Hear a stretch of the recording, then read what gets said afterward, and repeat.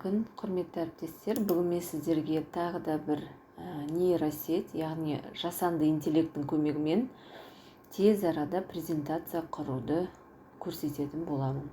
Ол үшін өзіміздің Google аккаунтымызға кіріп, іздеу жолағына әдетінше Presentation AI дегенді жазатын боламыз.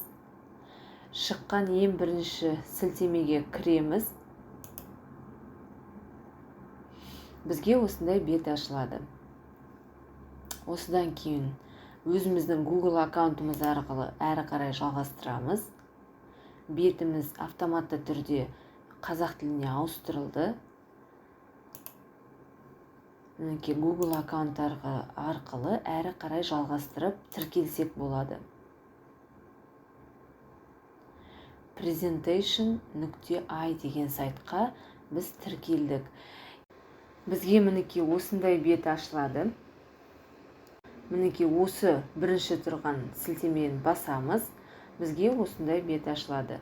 Біз бұның тілін перевести қазақ тіліне аударып аламыз. Идеяңызды презентацияға айналдырыңыз дейді. Яғни мына жерге біздің презентациямыздың тақырыбын жазамыз. Мысалы, Абай Құнанбаев дейік. Абай Құнанбаев өлеңдері, жіберуді басамыз.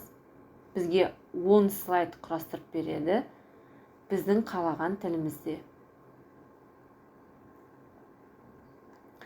Міне жасанды интеллекттің көмегімен бізде презентацияңызды нақтылаңыз деп тұр. Яғни Абай Құнанбаев өлеңдері, осылай. Табиғат, махаббат, әлеуметтік әділеттілік дейді. Тағы да басқа. Құрылымды құру. Яғни біз презентацияның бірінші, екінші беттерін құрып жатырмыз. Құрып жатуға көмек беріп жатырмыз жасанды интеллектіге. Бірінші беті құрылды, 2, 3, 4. Міне 10 беттік презентация құрылды бірер секундтың ішінде. Енді сізге мына жерге бренд опциялар дейді, яғни веб-сайты, түстері қандай болады таңдаңыз дейді, қаріптері қандай болады таңдау керек. Мен презентация жасауды басамын.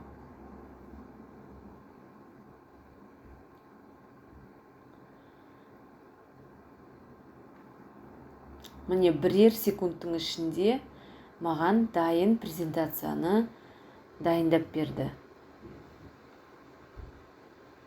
Өзі осындай оформлениясы, фоны, барлығы осы жаңағы сайттың өзінің жасанды интеллектісі әзірлеп береді. Мына жерде өңдеуді бастауды басамыз.